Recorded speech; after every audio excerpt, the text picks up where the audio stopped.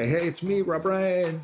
Welcome back to Entrepreneurial Thinkers. If you are interested in getting involved in venture capital, if you're interested in helping make venture capital and the tech entrepreneurial economies more diverse, if you're interested in why and how we can increase the percentage of investment that goes to women founders and increase the percentage of investment that goes to founders of color and underrepresented founders, if you're interested in getting involved as a woman, becoming an investor, becoming a fund manager, or just becoming an angel investor, this is the episode for you.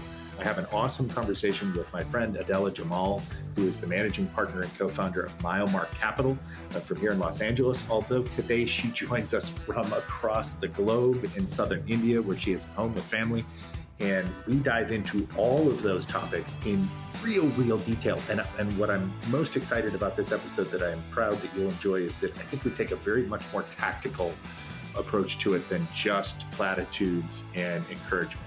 So if you're interested in trying to figure out how we can make real world progress in the areas of diversity, equity, and inclusion in the venture capital space or in the investment space or in the entrepreneurial economy space on a global basis, as well as here at home in our communities in the US, this is an episode that I really believe that you will enjoy listening to and learning from as much as we enjoyed making it for you.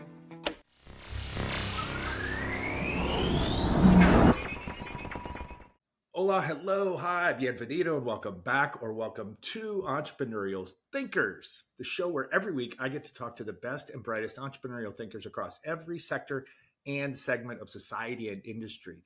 Today, I'm super excited to be joined by my friend from Los Angeles, but today she's coming to us from India, Adela Jamal. Adela is the managing partner and co-founder of MileMark Capital. She's a very vocal and active leader in our Los Angeles entrepreneurial economy. But let me tell you a little bit more about her before we meet her today. She is a respected leader in the tech and finance sectors. She brings over 20 years of experience to her investment work, including leadership roles in technology consulting at Sony Pictures. I kind of think everybody that works in LA eventually works in the entertainment industry at some form or fashion, and elsewhere, alongside deep experience as part of leading global communities such as Allraise, which she is going to tell us a ton about today, and the Association of MIT Alumni Board. Obviously, based on that involvement, she is a proud MIT Sloan MBA graduate and a passionate advocate for diversity and inclusion in technology and venture capital, which we're going to dive into a ton today because I think it's just one of the topics of the day that we need to apply as much entrepreneurial thinking to as we possibly can. She's an active angel investor and member of the Allraise Steering Committee, dedicated to empowering and mentoring the next generation of innovators and investors globally, as well as here at home in Los Angeles. So welcome, Adela. Hello, from the middle of the night in India. Hello, Rob. Thanks for having me. Yes, showing up from a very small town in India with, just about 14 million people. Right, exactly. Yes, only in India or China can we say like, oh, I'm in a second, third tier city, exactly. And there's 17 million people here. That's awesome. We're grateful for your presence. We're grateful for you taking the time, finding the time at the end of the day here morning in Los Angeles. I used to work that shift way back when, about 20 years ago in a prior life. And so I deeply understand and appreciate kind of the balance of how you create like two lives when you're working between the West Coast of the US and in India. So thank you for doing this. All right. Big first question for you. We're going to jump right in, because there's a lot to talk about. And frankly, you're here because you are just steeped in it, but you're also expert in it. You're a leader in the investment community.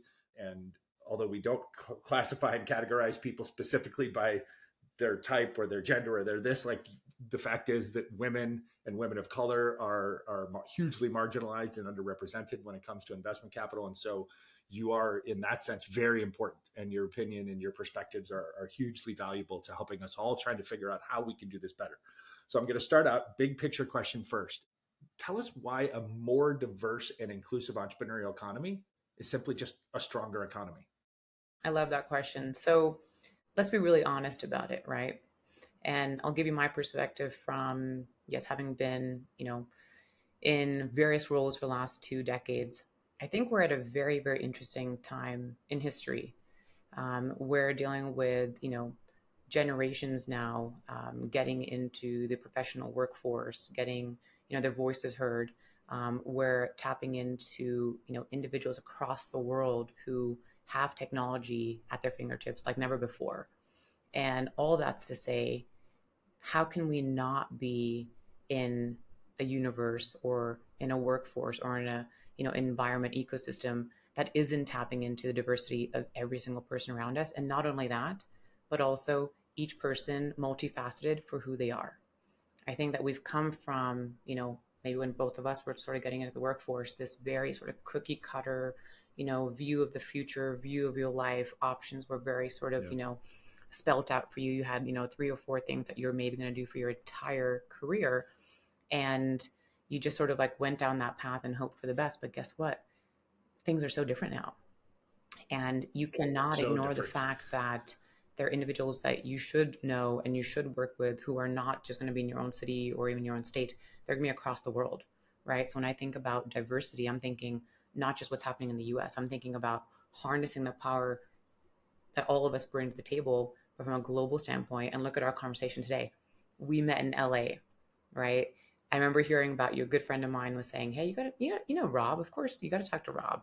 And then we got to meet, and I'm thinking, okay, well, Rob is like multifaceted, so international, traveling all over the place. And then look at me, I'm sitting in India, and we finally get a chance to connect. Right. This is exactly what I'm speaking about. This is, harnessing the diversity that is really in all of us and sort of like in our ecosystems. But then also, sure, you want to put some numbers to it. We know that diversity drives innovation. We know that diverse teams are more productive, generate, greater returns, especially when you look at the startup scene, as compared to homogeneous teams. I mean, the numbers are there, right? And this is not just us throwing around the term DEI and diversity. The numbers are there, but I'm also speaking more personally, which is just look at where you are in the world now in 2024. And guess what? It's going to change and look significantly different also in the next decade. But, it's just, I think something that we cannot ignore. And I'm actually quite excited about it. I'm very excited for what we have, what we're seeing, and also this next generation who's coming through.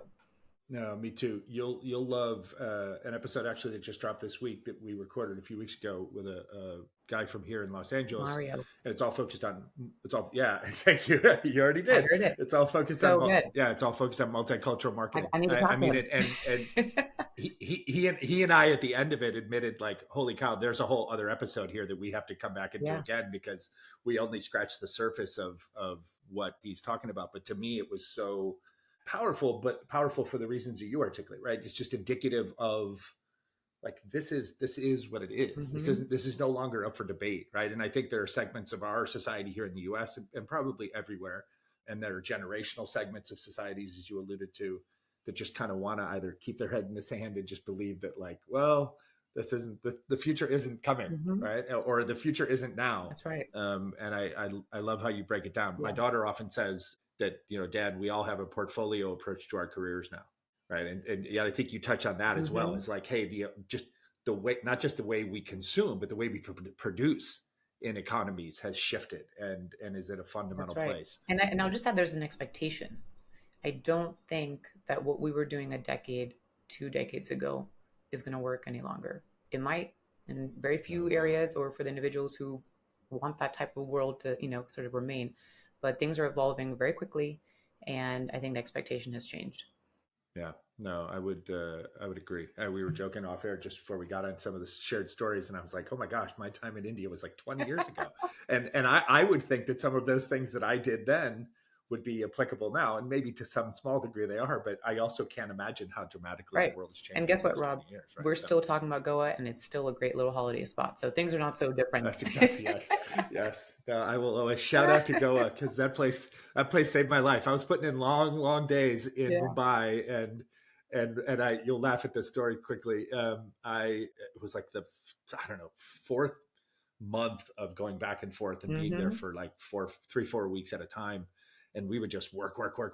And then the 2 young guys that I was partners with both bailed and like went to Calcutta, which is where one of their family lived. Right.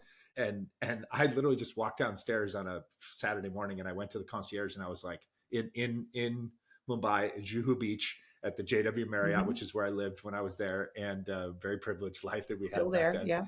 Yeah. It's still there.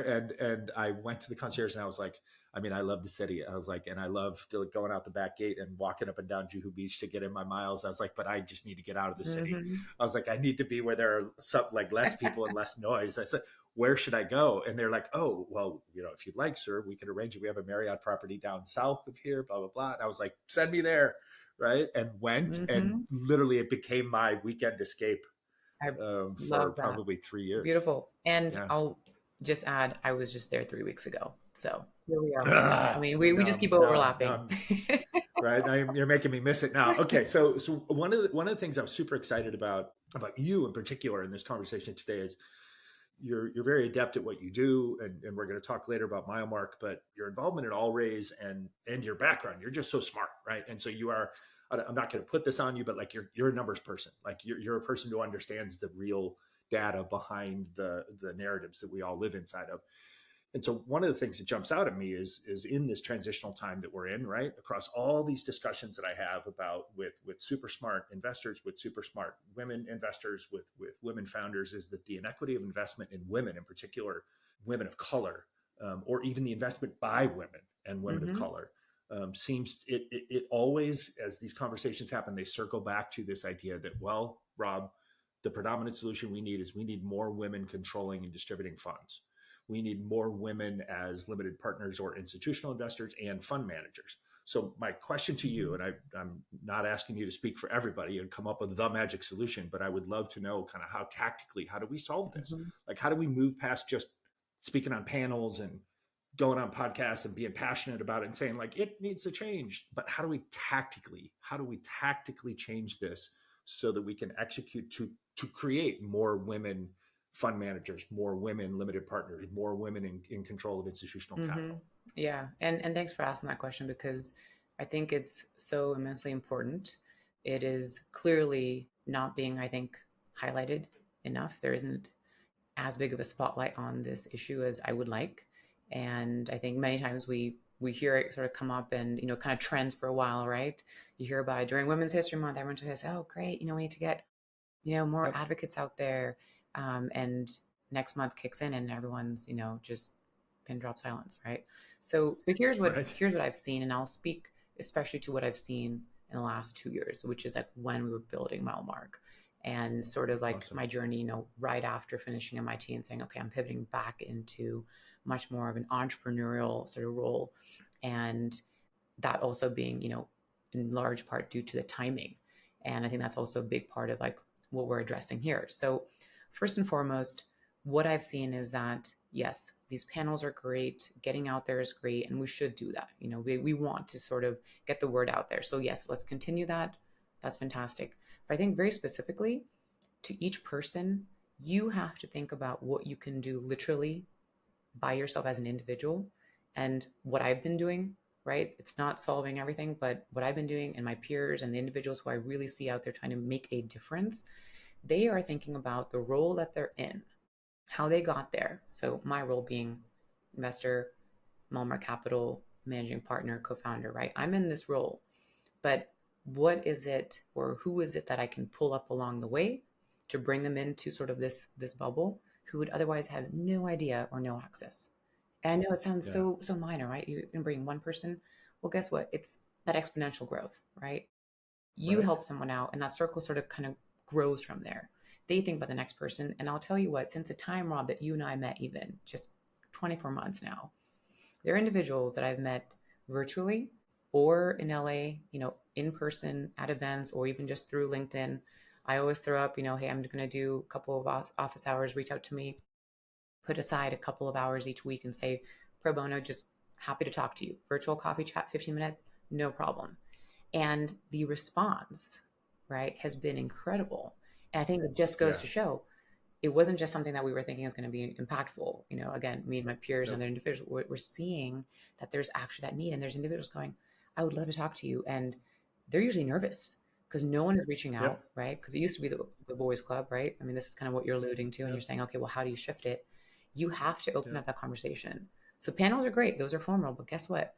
Sometimes with panels, and I'm going to just be really honest, it ends up being the same group talking to the same I people, was just going to say that.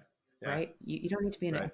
I mean, echo obviously, chamber. I'm And podcast, slightly different Mm-hmm. category. And obviously, I'm a big advocate of coming on and having these conversations because these can be shared and Right. replicated and reshared and reposted and all that. Right.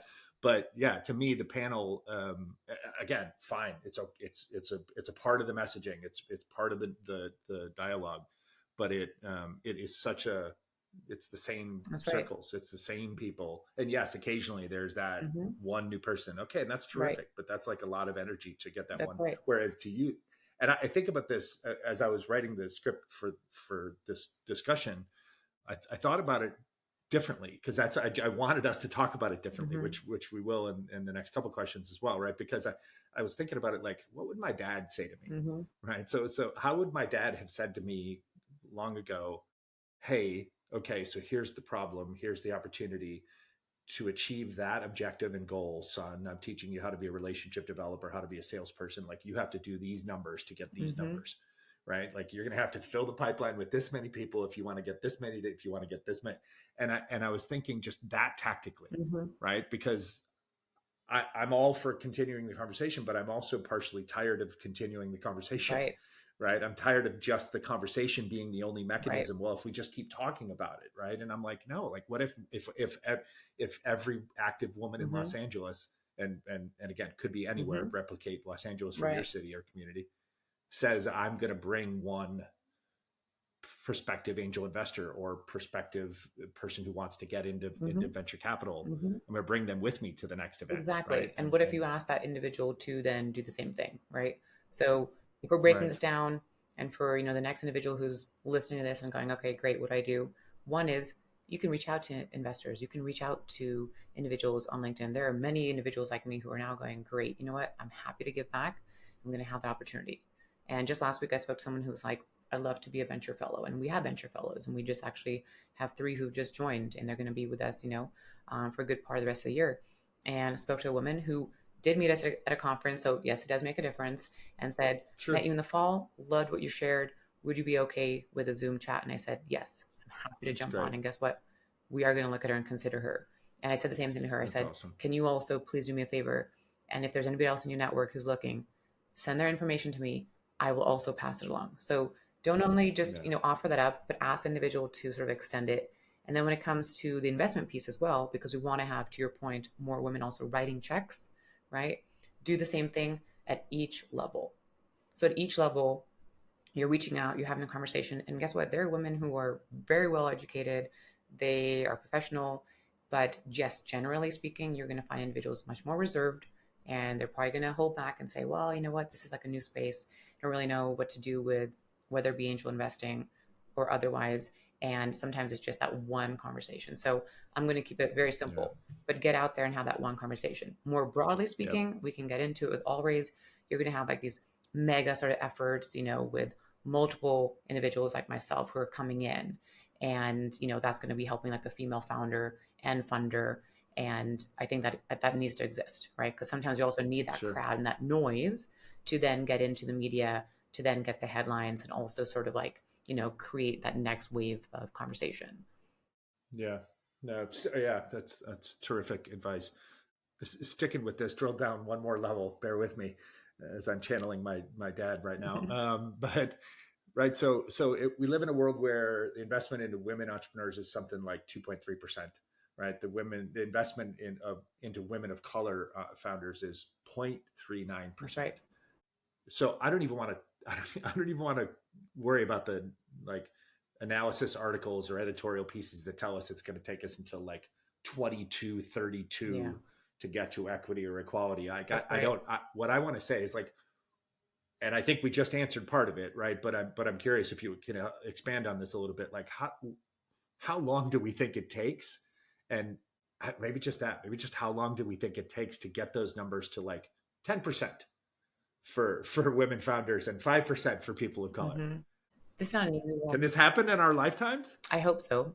I hope so. And I feel like we can't, for the same reason that we just, sort of talked about with diversity and with the transparency. The level of transparency that we now have is at an all-time high, right? Yeah, Sometimes a little bit too much, but we won't talk about that. yeah, But in this regard, I think, yes, it can be in our lifetime, but let me also sort of tell you like what's going on, because everybody sees the headlines, but they probably don't understand, right? So what I'm actually seeing, and I think a big part of the issue is that a the access is limited, right? And this goes way, way back. This, I mean, I'm talking, you're looking at the startups and the founders right now, but that's like, way far down the road. I'm talking about in the very beginning.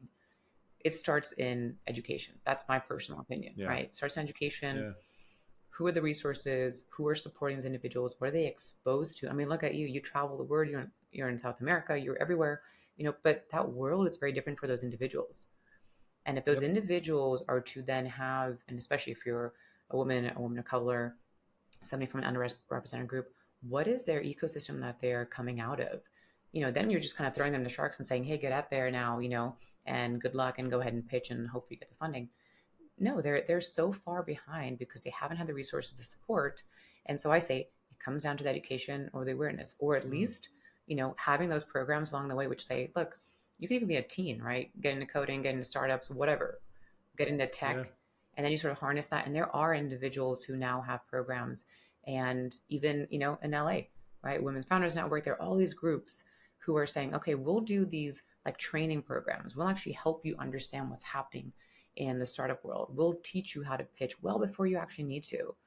By the time they get into the position where they're thinking, okay, I've actually got a company, I've got a co-founder, I've got this idea, you have the resources, you have access, people to talk to, you've been pitching, Mm-hmm. you've had practice, and then you show up hopefully just, about at the same position or prepped as the next individual who's coming from maybe a, position of sort of, wealth, or just sort of, coming Yeah. from a position where they're most likely to succeed, right?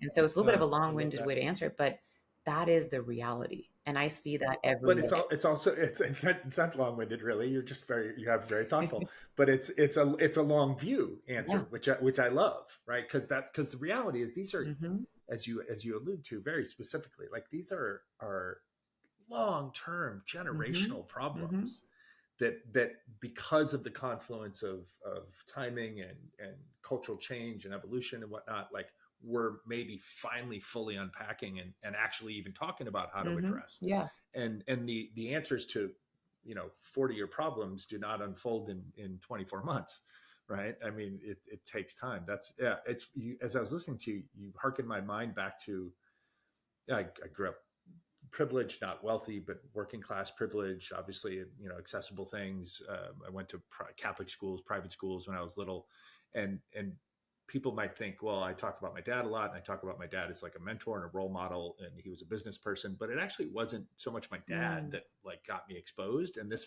really validates your point.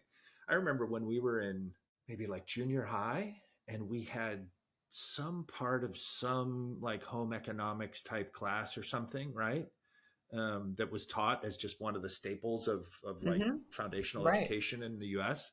And in that we would have like a section on like stocks and stock picking, and you got to pick your pretend stocks, and then you followed them in the Hmm. newspaper, and whatnot. And that was actually what got me turned into business. Like that's what got business kind of in my head. That Hmm. was what made me, it fed my curiosity as a kid, because I was either reading the sports pages and all about following all the stats and details of my sports teams, Right. or then I was watching the business stuff. Right. And so exposure at junior high, probably whatever, 12, 13 years old, um, exposure to it plants a seed Yes. of like, oh, this is a thing. Yes. Exactly. And look, I'll just share that, as you mentioned, you've learned from your father, you've learned from your surroundings, and that's had such a great impact on you. Similarly, for me, born and raised in Bangalore, India, right? Moved to the States in the 90s, happened to move to Palo Alto, California. At that time, no one knew where that was on the map. Zero. Palo Alto now is like everybody understands it. Every corner of the earth, they know what's happening Right. there. And, my luck was that, yeah, then I just grew up between the two countries. But I also grew up in a household where entrepreneurship was something, my father was an entrepreneur, engineer, Okay. right? Really came from, you know, nothing, and sort of built up, his own company. So got to see that, got to see, okay, well, what does this look Yeah. like? That exposure. So it doesn't mean you came from, maybe a place of privilege, but you had exposure. Conversations were very Yep. different. You're now at the dining table having a very different conversation.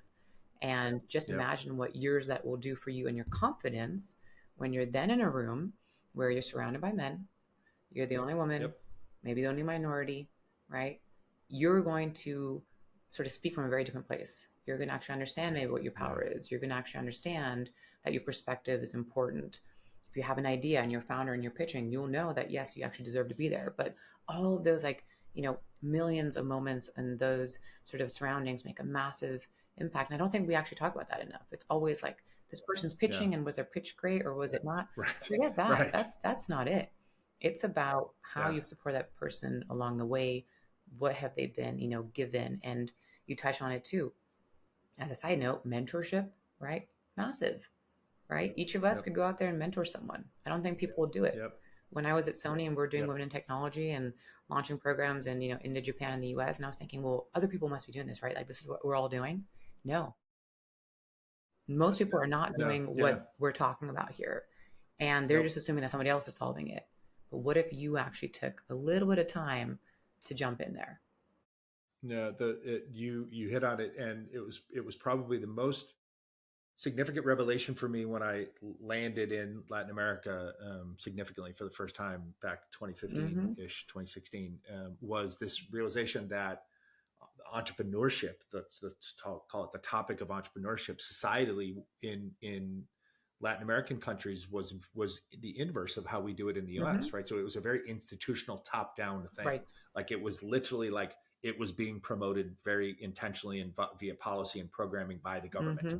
and by the federal government and the national government and the state governments and Mm-hmm. then the local municipal governments. It was being promoted and taught and or exposed in the Mm-hmm. universities, in the more privileged parts of society, the more elite kind of ruling class parts of Right. different countries, Right. societies. It was being taught in like the high schools, right? And so there was this exposure. Of my former partner in the consulting business that we ran before this current shift in my life, famously told me a story that, like, when we met, had he not he had been in university. Now he's probably about 40ish, so he's a bit younger than me, but like kind of not like super young generation, older end of millennial, I guess. But he was like he got offered a job to work for like a startup incubator in Tijuana, Mexico, and the guy said like a whole bunch of things in the interview, and he just made notes of basically words he had never heard about before. Yeah. And then he went home and he looked him up, and it Wow. was like CEO, entrepreneur, all these things, right? Startups, venture capital. And he studied them, and he took the job, which he was natural for, because it was about community, and he had like a lot of community organizing experience outside of tech and outside of entrepreneurship. But his point was like, now he's a teacher in university, and he teaches Love it. entrepreneurship classes, Oh, right? So beautiful. now his 18-year-old kids in Tijuana are hearing entrepreneurship as part of the lexicon of their life Right. in their local Right. community. And that's I think, that's an interest, because again, I used to say, like, famously, they're like, well, isn't this how entrepreneurship is in the US? I'm like, no.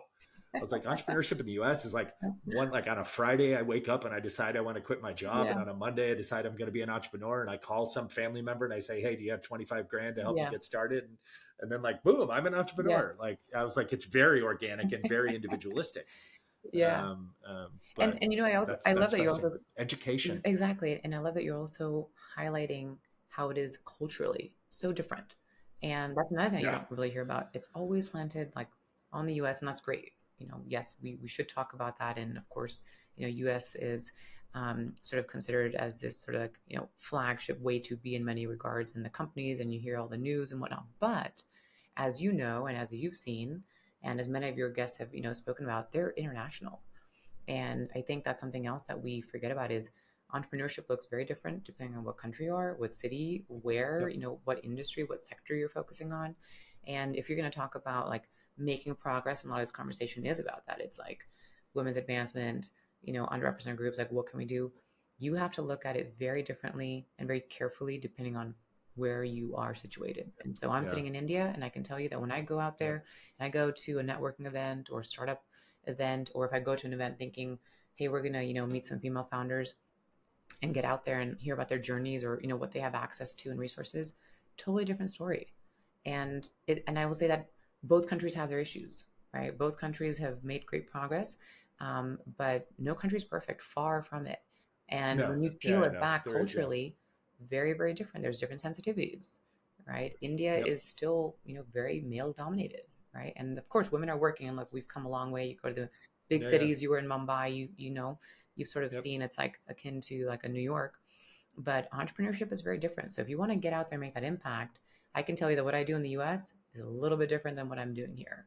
Sure. But it doesn't Yeah. mean you No, you shouldn't do have it. to. You should What's still the get out no? Right. Yeah. It's the like socially appropriate version of what do they call it? Code switching, right? Like where not where you're forced to do it, unfortunately, there. because of adverse circumstances that discriminate against your native culture, but like thoughtful culture code switching, because you're being open Yeah. minded no But matter I where just you wish more are. people would get out there and actually, do that sort Yeah. of comparison and just say, hey, let's talk about what's happening, in these different cultures, because guess what? Yep.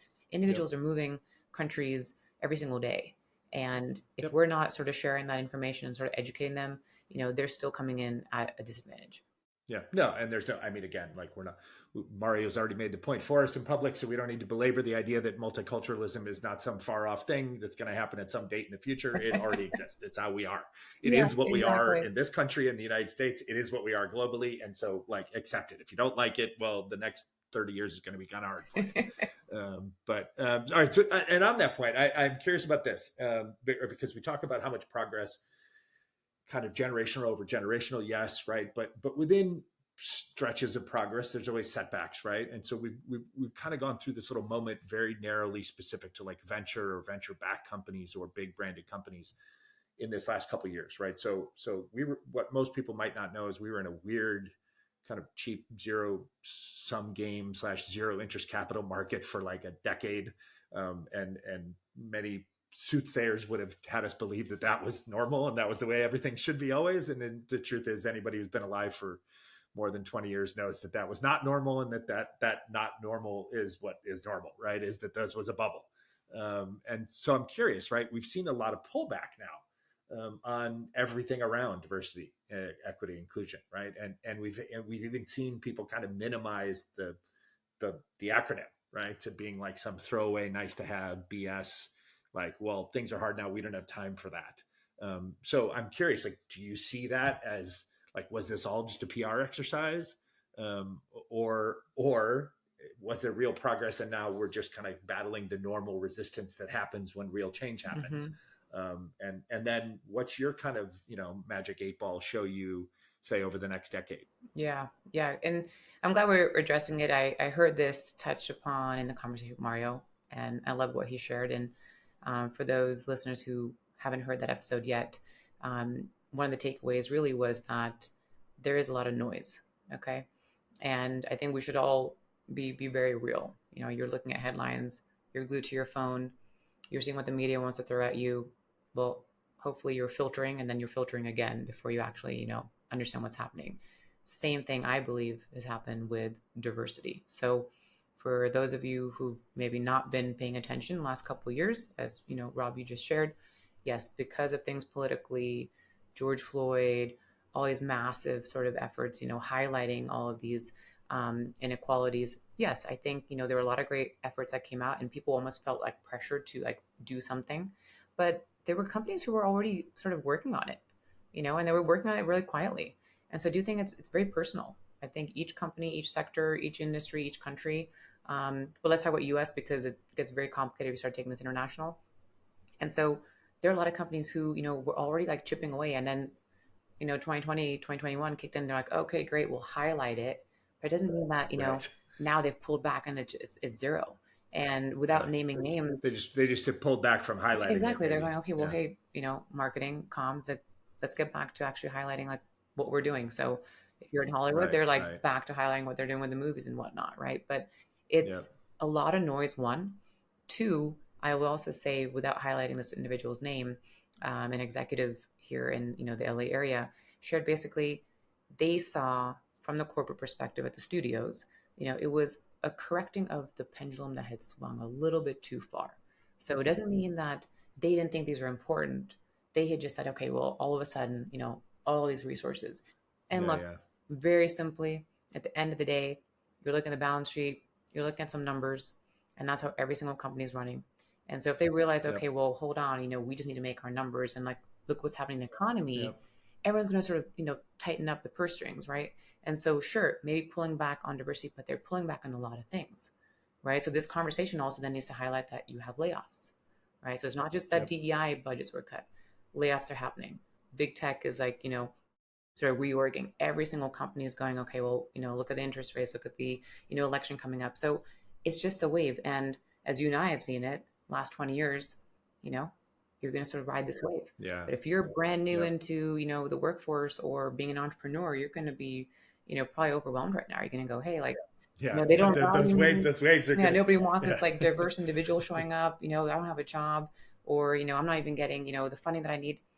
It's gonna be okay. Calm down. That's like my advice Yeah. right now Yeah. is like calm down. But to answer your question, then I think there's a lot of noise. That's one.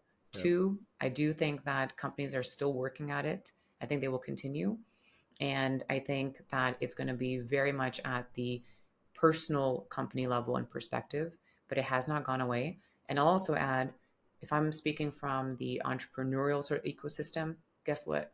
I'm seeing more diverse founders stepping up. Yeah. They've got brilliant ideas. They're getting the funding. We're meeting with them, right?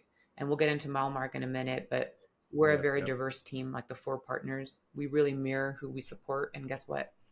All diverse, like no shortage of it. We're not pulling back. We're Yeah. not going, okay, guys, this was great. We're just going to change our strategy. No, the ecosystem that we live in is diverse. We're supporting it, we're embracing it.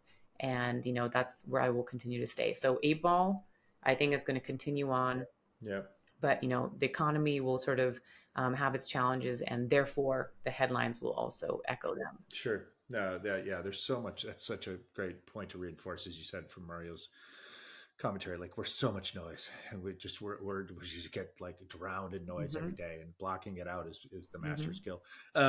Okay, so talk to us about MileMark. Like, I loved, as I was researching it to prepare. I loved the mission statement to invest in diverse terms out of innovation hubs, building firms that use proprietary AI systems to rewrite existing business models and are tied to the MIT ecosystem. Like, that's both, like, first sentence sounds so like, yes, that's an awesome, like, of course. But then when you say and tied to the MIT ecosystem, that's so unique.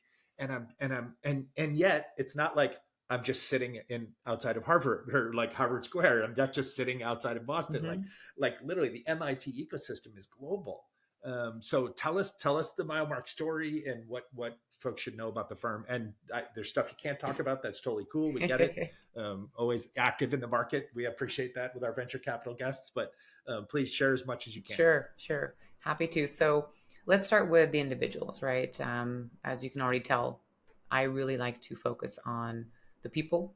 And I think that's always going to be underscored. And so in building MileMark, the three partners and myself all actually met at MIT. And that's why there's such a strong connection to it. So three of us were Sloan Fellow MBA classmates. And we were very, very fortunate because after heavily, filtering and also thinking about the time which we met, which was right after the pandemic, the tail end, not everyone was thinking, I'm going to pivot, change my career, go back to school, go do something more impactful. And it was a very challenging time. So I get that we also did it and we were very fortunate to do that.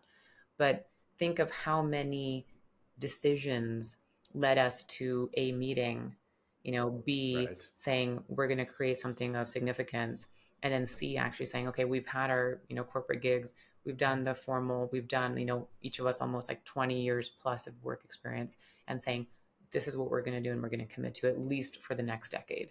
That's massive, right? And I don't think people That's understand that, big. but it's something that we look at when we talk to our founders. And it's the same thing when people look at us and say, well, what's your story? There's so much that came into just the four of us coming together.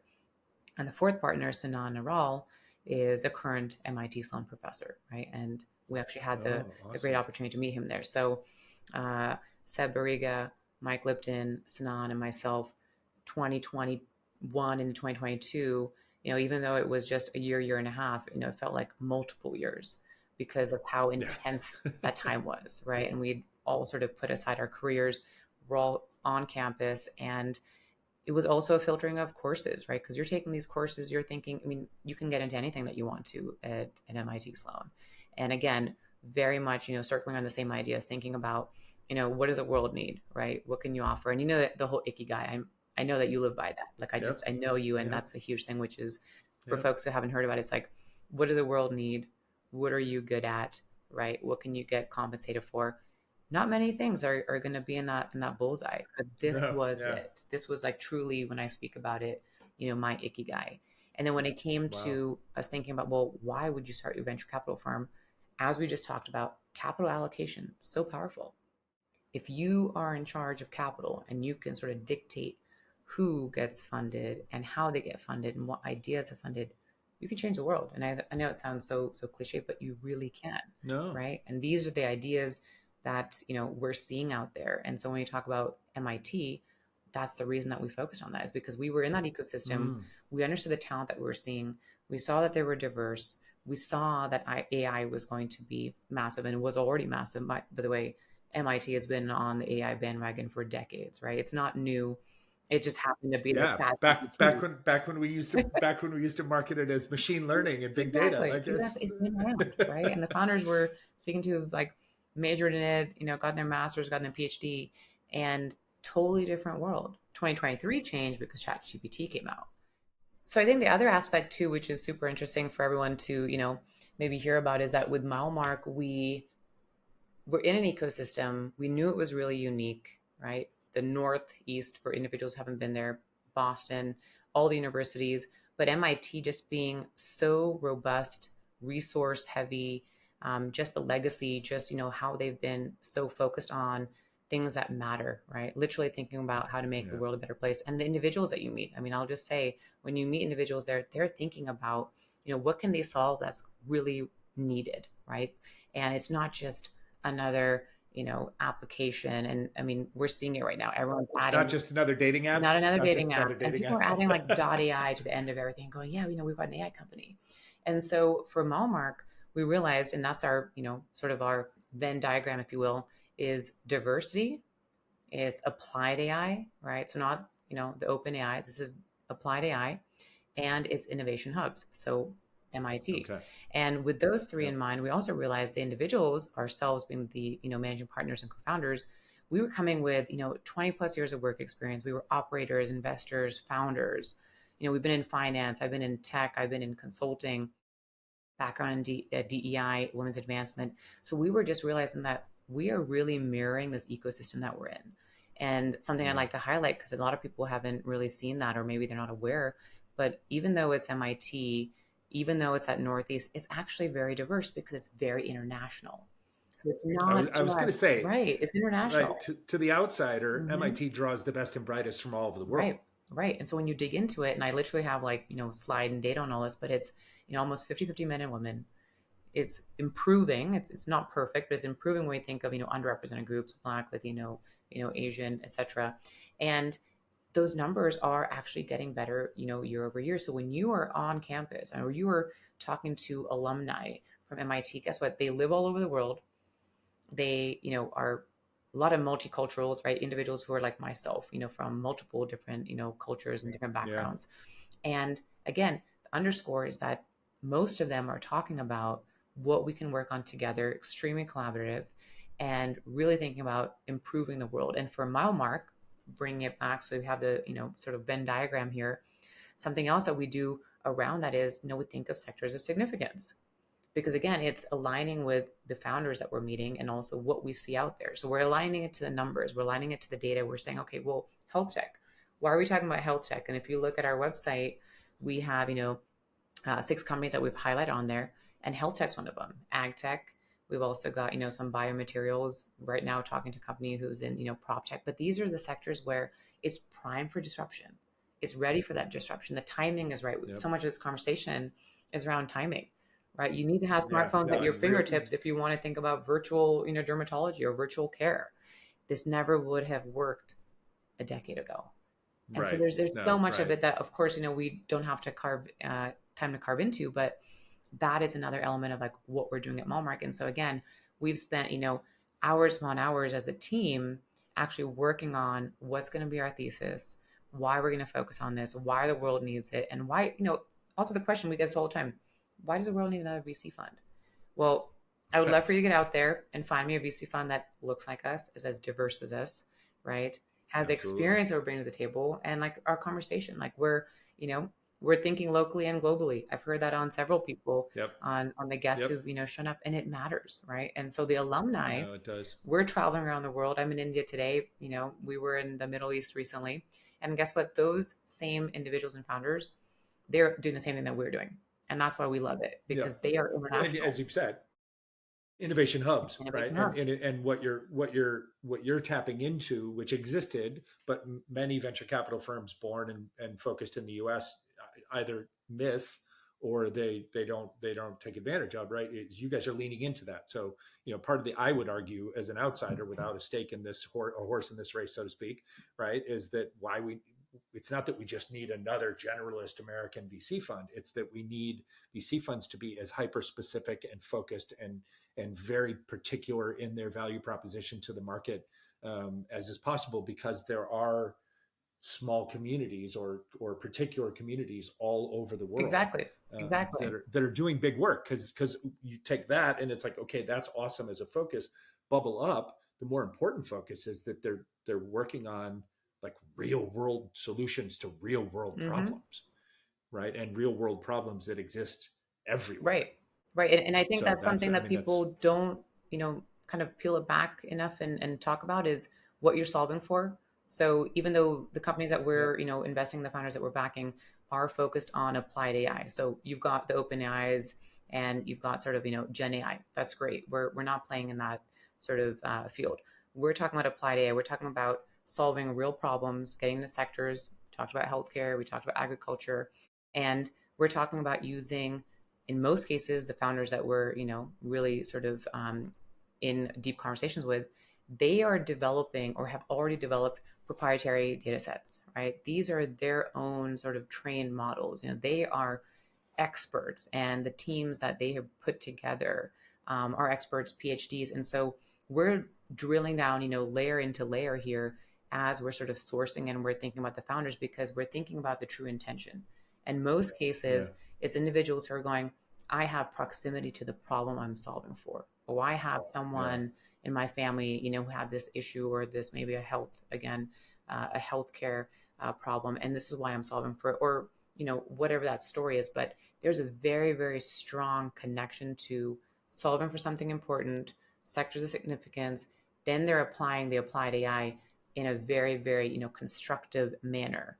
And I'll tell you, Yeah. within two conversations, we can tell when that's not the case. And that's okay. But for us and our thesis and our funds focus, that's where we play. It's exciting. It's got to be an exciting. You're a curious person, I can tell, and I know that about you, anyways. But it's got to be an exciting way to wake up every day, It right? is. Is having these conversations with these bright minds, Yeah, young or old, right, from all kinds of different places on the planet, who that's are right. trying to apply cutting edge technologies to real world. That's got to be It fascinating to is. live It in is. that And guess inside what, that. Rob? We also get to introduce them to international contacts and partners and companies that we have, Sure. because guess what? That's exactly Absolutely. what they want, right? Just because you're based in the US Yeah. doesn't mean you don't need a partner or a client who's in India or is in South No, America. that would So be, that'd be super short sighted, exactly. right? Yeah, in spite of, as you say, in spite of our various political waves and moments in society as a whole, like that would be super short sighted. All right, we got a few questions left, and talking about some important stuff, but it kind of framed this last section around you a little bit. And so, you have an interesting background in the sense you worked in technology, right? So you came from the kind of the technology side of the operational world at Sony. We referenced that in your bio. And I want to ask kind of how that informs your work now on the investment side. But before we get to that, you mentioned something that I didn't know before we got on the show, which is the fun part for me, right? That dad, and there was an entrepreneurship in the family, Hmm. right? And growing up in Bangalore, growing up in southern India before you wind up in Palo Alto. When you were a little kid, like you didn't see yourself as a technology consulting person at Sony Pictures in LA. Like, what did you see yourself as a child growing up? Oh yeah, this is a fun one. I'm glad you're asking it. I don't think everybody else has. So, archaeologist. I Awesome. thought, and look, I'll date myself, and I'm happy to. Indiana Jones. Yes, we were all influenced by Indiana Jones. We get it, but it was more than that. It was more than Yeah. sort of getting out on these adventures and being this crusader. And I laugh because it's very far from, of course, how history and my life has played out. But I can connect the dots and say that being curious, as you are as Yeah. well, that was always there. And I always question things, and I still do. I always sort of, march to the beat of my own drum. It's a little bit different, finding these different paths, and I'm really glad for it, because That's think about all the amazing. adventures that I would have skipped out on. And I think as a younger person, you don't really know what to do when you have a different upbringing, growing up, especially, different countries, pre Yeah. iPhone, you're like mailing letters back and forth. It was a different world. You didn't know who you are and what you're sort of destined to be. But I'm so No, glad and appreciative of the individuals I met along the way who just said, why don't you stop, hiding your uniqueness and embrace it? Right? What that's if you powerful. were shining and sort of showing everybody who you really are and put that person out there? Like, what would that life be? And that's really what it is today, right? I'm not Lucky you, like the lucky next you, lucky person. you Yeah. And that you came across those and people. and That's and, and it incredible. took a long time, and I make it sound very nice and easy in the minute summary, but Nah, I think it's that curiosity. Yeah, that curiosity that's hundred worth it all. percent. I mean, right. I could tie all kinds of metaphors together there, right? I mean, you're like you're a curious thinker. You love to dig into solutions and problems, pun intended, right? I That's a mean, good one, like Rob. just the personality attributes that I would imagine. I don't have any archaeological friends, but that I would imagine persist in that type of person who's like trying to uncover the truth, who's trying to dig into like how we got here. I mean, all of that is kind of in the makeup of a really good venture capital investor, right? Who, as the name and the branding says, which I love, and I figured it out as we opened the show, right? MileMark, you guys are the wayfinders for your founders, right? I mean, that's you're kind of the venture archaeologist. I love that. I'll go I'm with gonna have that. to use that, I'll go Rob. with that. That's beautiful. It's all yours. No, it's all yours. I mean, and by comparison, by the way, talk about dating yourself. I spent like the first 10 years of my life. I wanted to be underdog, which is a cartoon character that like Hmm. most of the rest of the world doesn't even know, and was probably really weirdly specific to like the 1960s Yeah, and yeah. 70s. My mom wanted me to grow up and be the three P's: a priest, the Pope, or the president. And so she died mostly disappointed with my career choices, but otherwise loving me just the Oh same. my So gosh. um, one of the one, and this is kind of the big finish here for us before we get to the closing segment, in which I'll ask you kind of an actionable. We can give some advice to some folks, but the last big question that I really important for us to highlight is your work within the all raise community. And so I want you to explain to people who don't understand or don't know at all what all raise is as an organization. Please tell that story, but also why it's so important to you to draw on you, because I mean you're a busy woman and you've got all these things going on in your life, and yet you still will put in the time, now part of the steering committee at All Raise in Los Angeles, trying to essentially, I assume, grow it further, expand its influence.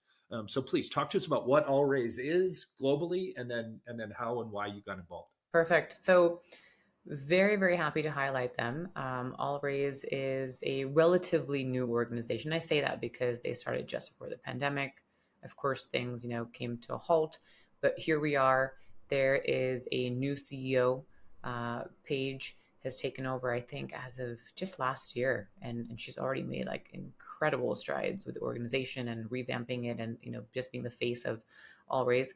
And All Raise essentially stands for helping female and non-binary funders and founders, right? And that's helping Okay. them with advocacy, education, community, which is massive, because if you don't know where to go and who to sort of talk to about funding or being a founder and your ideas, you are sort of left in the dark, which is exactly what we talked about like a few minutes ago. And so All Raise has chapters across the US, right? So as you mentioned, I'm a part of the Los Angeles steering committee. There's a San Francisco, there's Boston, Austin. So New York, all across the country, there are groups, pods of women and individuals like myself who are working to highlight what's happening in the fundraising. They're there to educate. So they're actually programs and cohorts you can apply to. So if you're, a new, let's say, emerging manager, which means you've recently got into, running a fund and being a part of a fund, there is a place for you. If you're someone who is just trying to understand the investing world as well, There are community events, and you don't have to have the experience, right? You literally just hear about the event, sign up for the newsletter on their website, go out there, join. And I've met, numerous individuals who go, this is great. I never even knew where to start. And then I see them again at the next event and I see them volunteering, or I see them, getting on an internship and a That's fellowship. terrific. And that's exactly what All Race stands for. They want to bring in more women, increase representation, also help the check writers continue to, blossom, help the female led funds continue to get investors, into them, and then also pull on, other individuals who might not even know that these opportunities exist. So it's almost like this flywheel, if you will. And I think, for me, because you ask a great question, which is, look, you've got 100 things going on. For me, I'm Right. thinking it couldn't be any other way, right? Again, I Good would for you. always think earlier, well, everyone's out there doing this, right? No, I don't think they are. And it's not just to, pat myself on the back. It's to say that I hope more people also go out there and do it. You don't have to be in a committee Good for to you. sort of, be there making a difference. You can actually just go out there and volunteer and go, hey, there's an event going on and I'm going to jump in. And so with All Raise, Sure. I love the women. Again, Paige came on board. I had the opportunity to meet her last year at LA Tech Week, which was fantastic. All Raise put on incredible events. And I got to actually meet the, previous teams, the individuals who are applying to be on the new steering committee. And I'll tell you, that group of individuals is busier than I am. They're doing 101 things and still carving out the time to show up, to lead it, to highlight issues, and then also offer solutions.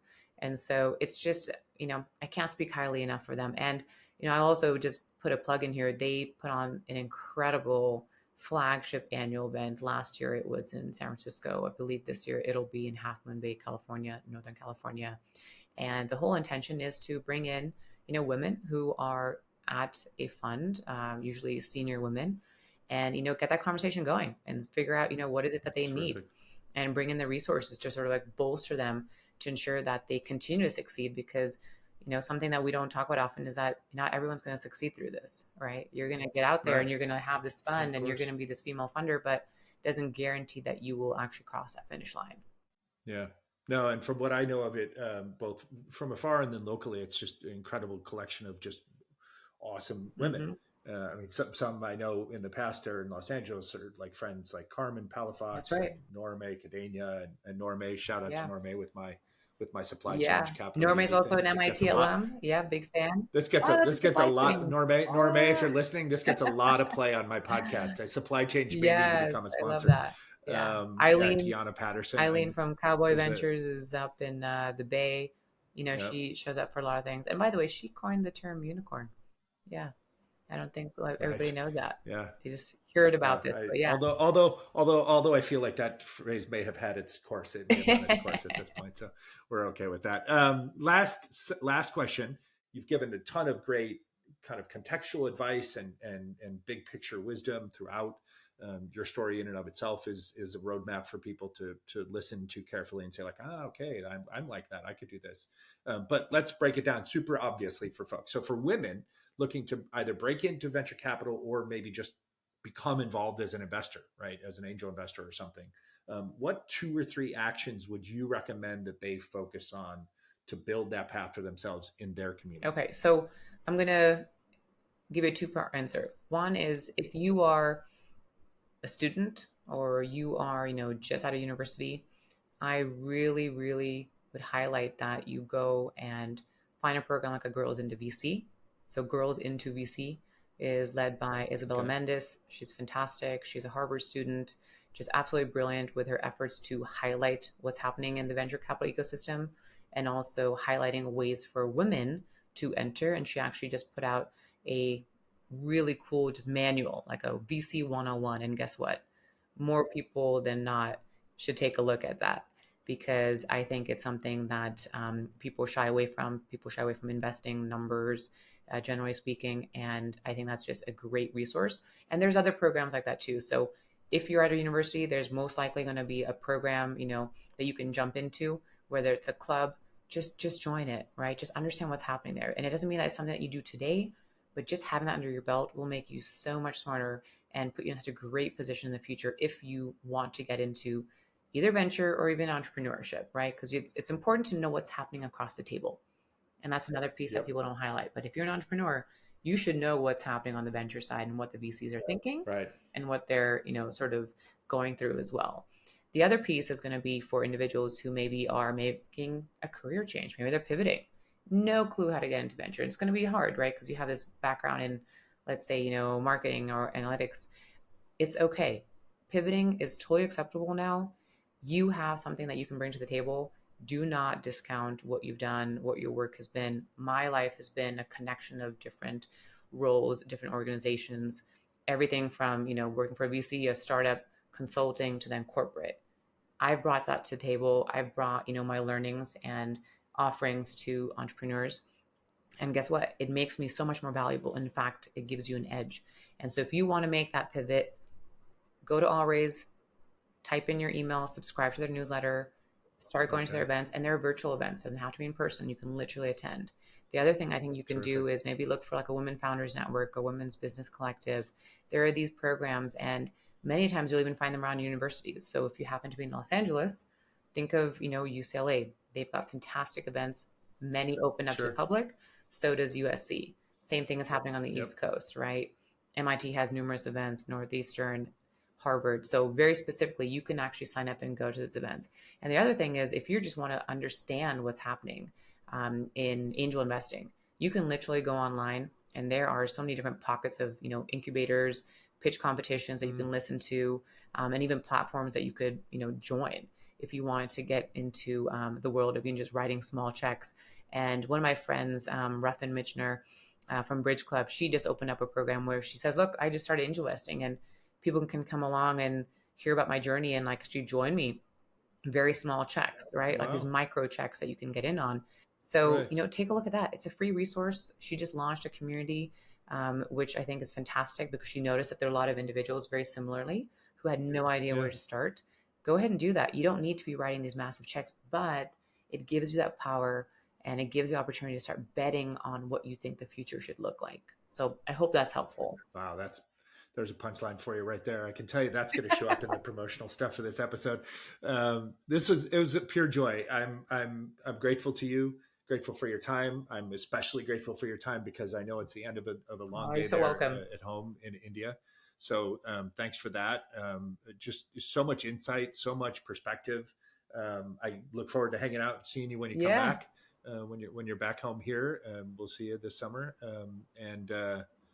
Thank you. Just keep doing what you're doing. Just keep leading. Thank you, Rob. And I have to give you, major props because you are taking the time to have the conversations and you are spending the time finding individuals like myself to sort of, bring into this ecosystem.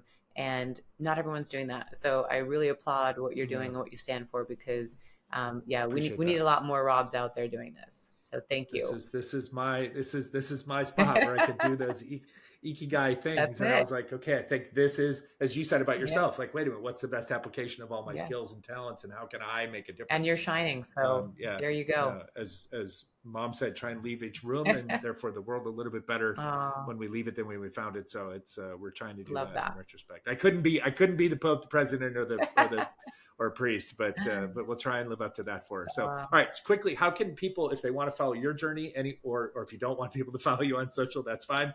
And then how can people connect with the firm or find more information about the firm? So for the firm, MileMark.capital, please look us up. And we are also on LinkedIn, MileMark Capital, easy to find.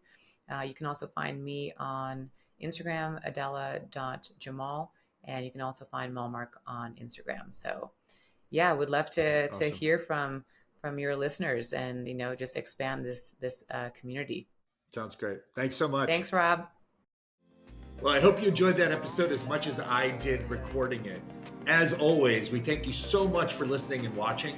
Today's show was recorded here in Los Angeles and produced by the incomparable Deanna Bernal in Mexico City.